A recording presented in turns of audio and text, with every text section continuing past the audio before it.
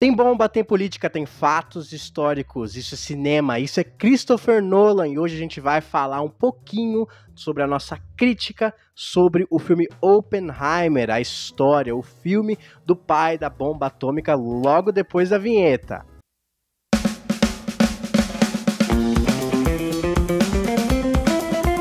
Sejam bem-vindos, nerds, bem-vindos ao Cofre Nerd. Eu sou Giovanni Zola e estou aqui para falar sobre o novo filme do momento.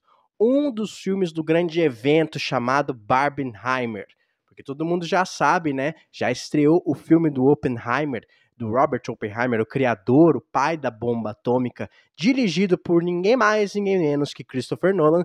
E em conjunto, né, no mesmo fim de semana, que o filme da Barbie, que está aí sendo consagrado, tomando todas as salas de cinema. Semana que vem a gente vai falar um pouquinho sobre ele também na live com a Bia, que foi assistir ao filme, beleza? Mas hoje a gente vai falar sobre Oppenheimer. Eu assisti o filme e devo dizer pra vocês, cara, eu adorei. Mas antes, por favor, eu peço que você se inscreva no nosso canal. Aproveita aí, se inscreve no canal, ativa o sininho também para você poder conferir outros conteúdos. A gente tá cheio de conteúdo aí, Marvel, DC, séries, filmes, Doctor Who, livros e filmes aí que não, às vezes não fazem parte da cultura nerd, mas estamos aqui falando, né, sobre Oppenheimer, por exemplo. Então aproveita, se inscreve aqui no canal e também vá lá nos agregadores de podcast e procura o Cofre Nerd, tá?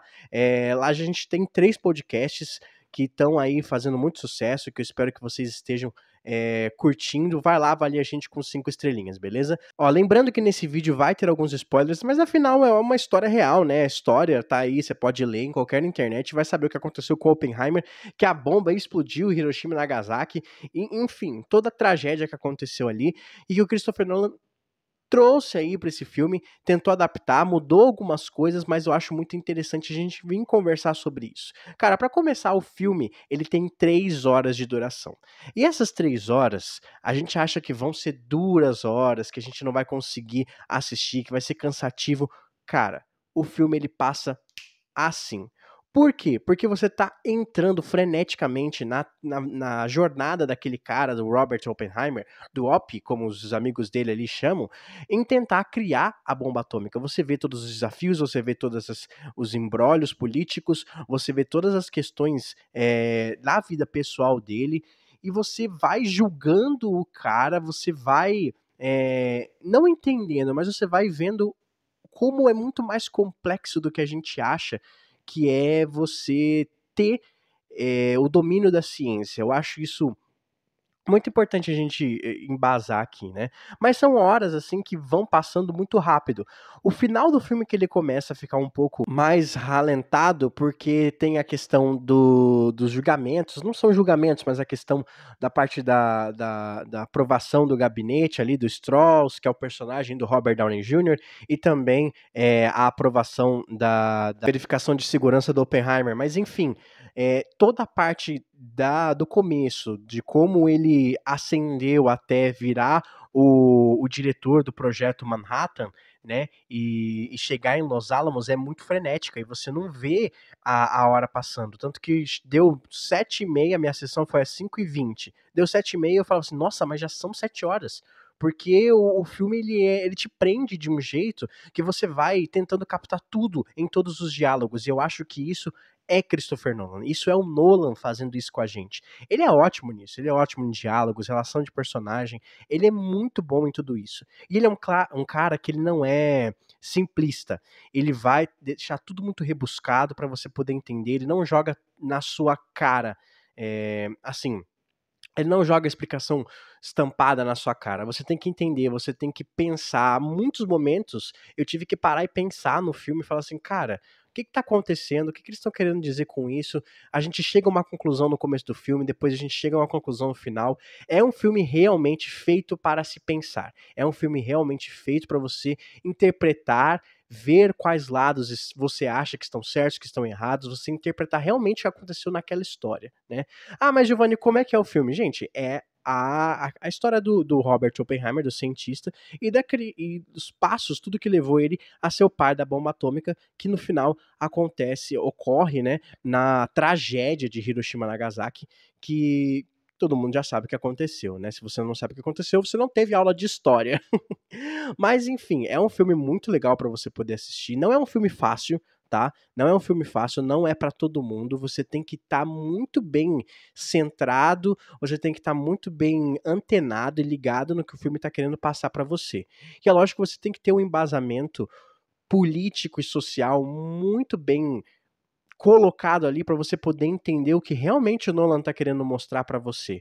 E não é só as indicações políticas que estão lá no filme, mas é o contrário, é o que ele quer criticar, o pensamento da época que não pode ser igual ao de agora, entendeu? E todas as questões, todas as decisões questionáveis que o Oppenheimer teve e o governo dos Estados Unidos teve até chegar naquela tragédia, até chegar na corrida armamentista que a gente tem ali no que a criação da primeira bomba atômica causou. E esse é um filme que as pessoas têm que tomar muito cuidado se forem assistir, porque não é como eu disse, não é um filme para qualquer um. E você tem que saber exatamente o que o Nolan quer mostrar pra gente, que ele não quer vitimizar o Oppenheimer, que ele não quer tornar o Oppenheimer um mártir, como o personagem dentro do filme fala a todo momento. Até a esposa dele fala: "Meu, você quer se tornar um mártir para o mundo poder te perdoar do que aconteceu. Mas não dá pra perdoar o cara. Ah, ele não quis fazer isso, gente. Na ciência, e é mostrado no filme, na ciência, você não pode assumir que as pessoas tomam decisões e erros, que os erros são porque uma pessoa quis fazer o mal ou quis fazer o bem. Na ciência, você tem que medir as consequências da sua criação antes dela ser feita. Você tem que medir as consequências dos seus atos antes de ser feita. E o Oppenheimer não fez isso. É muito importante que as pessoas vão assistir e compreendam isso. O Oppenheimer estava errado. E ele sabia que ele estava errado. Tanto que o personagem do Strauss, ele falou, ele podia ter armado completamente pro Oppenheimer, mas ele falou a verdade. O Oppenheimer, ele fez isso pelo ego dele. Ele fez isso pelo ego dele, e isso é muito importante. Ah, mas ele não queria fazer isso, Giovanni. Na ciência, você tem que tomar todo tipo de cuidado. Tem que tomar todo tipo de cuidado. Por que a gente está tendo tanta discussão sobre inteligência artificial e sobre no que ela pode ser aplicada ou não? Porque é exatamente isso que tem que ter. Porque lá na frente, para não causar um transtorno muito maior, para não causar um problema muito maior, tem que ter cautela, tem que ter discernimento, tem que ter normas, diretrizes, entendeu? E não só pelo governo dos Estados Unidos, tem que ter uma norma diretriz de todos os países, de todos os sindicatos, entendeu? Isso é muito importante. Eu acho que é isso que é uma mensagem que eu peguei do filme e eu queria trazer pra vocês. Agora falando bem da estética do filme, cara, o filme é muito bom. Cara, é muito, muito bom. De verdade. O elenco é maravilhoso, a direção do Nolan é muito boa, né? Ela é um pouco confusa, então você tem realmente que imergir naquilo, porque ele não é uma história linear, ele é uma história que é contada em fragmentos. Tanto que tem umas horas que você tem que parar pra pensar, ué, mas isso tá acontecendo antes ou depois de tal coisa? O Oppenheimer conhece o Strauss agora, ele conhece o Strauss primeiro, conhece o Strauss antes, ele já conhecia o Einstein, entendeu? É uma coisa que você tem que parar pra pensar. Não é uma história linear. Então vá pra Oppenheimer preparado para pensar, preparado para você ter a sua cabeça borbulhando ali, porque realmente é um filme que você precisa dar uma atenção um pouco maior. Ele não é jogado, mastigado para você. Isso o Nolan não vai fazer para você. E o elenco tá maravilhoso, cara. O elenco tá muito bom. Acho que os grandes destaques é o Cillian Murphy, né, que é o Robert Oppenheimer, e o Robert Downey Jr., que é o senador Strauss, né, o Liam Strauss. Cara, ele é muito bom. O RDJ tá, mano, ele tá reinando nesse filme. Você não dá nada pra ele no começo, ele parece um personagem muito simples, e aí no final ele dá um show de atuação que você mostra, meu, esse cara não é só o Tony Stark. Ele é muito bom. Muito, muito bom, tá? Assim, a revelação dele no final, cara, é muito legal. É muito bem feita, a atuação dele é muito boa, todo o sentimento da raiva que ele transparece é muito boa.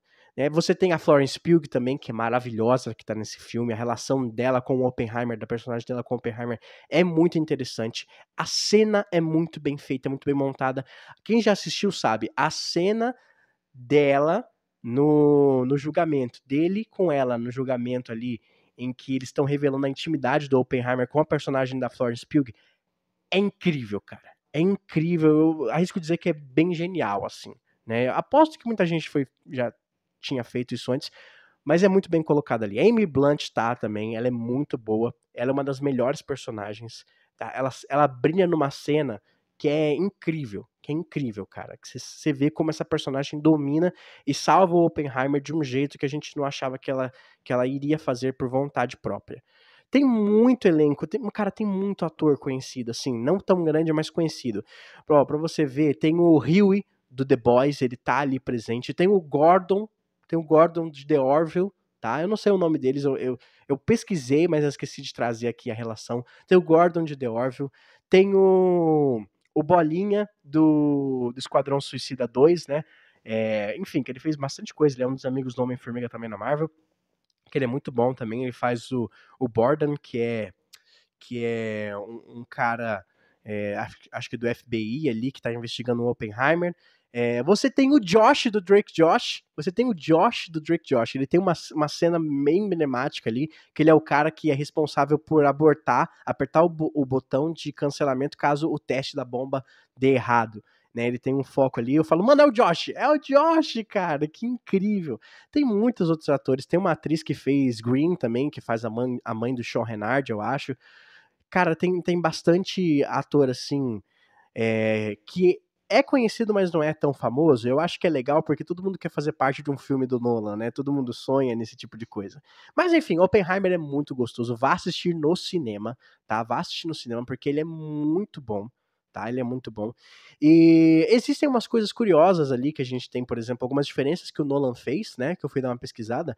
Por exemplo, o Nolan, no filme, ele vai consultar antes de fazer a bomba atômica, ele vai consultar o Einstein sobre os cálculos deles, e eles chegam a uma conclusão de que se alguma coisa estiver errada, né, se esses cálculos estiverem certos, existe uma chance deles acabarem, da nuvem, né, cogumelo que a gente conhece da bomba atômica, começa a pegar fogo na atmosfera inteira e destrói o mundo, né.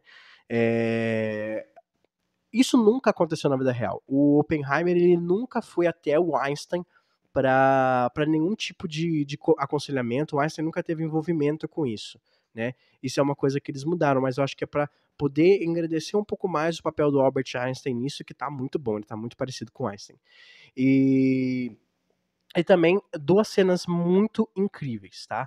A primeira é a última cena, né, que eu quero destacar, é a última cena do filme, em que a gente fica se perguntando o que aconteceu, né, qual foi a conversa do Einstein e o Oppenheimer, que é uma conversa muito famosa, muita gente não sabe o que eles falaram, né, o Strauss fica muito puto porque o Einstein sequer olha para ele depois, tem todo um jogo psicológico muito bom entre o Strauss e o Oppenheimer. É muito bem feito. O Oppenheimer, ele fala, lembra quando eu te falei, né, da possibilidade da gente destruir o mundo, né? Isso depois da bomba atômica ter explodido, depois de tudo, né?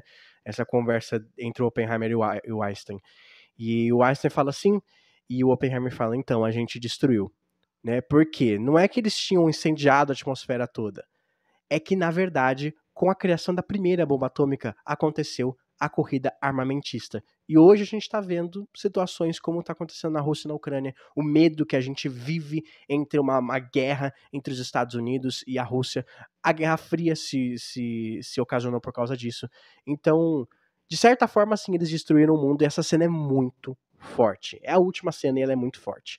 E outra é do teste lá, Trinity, do Projeto Manhattan, em que você tem a primeira explosão.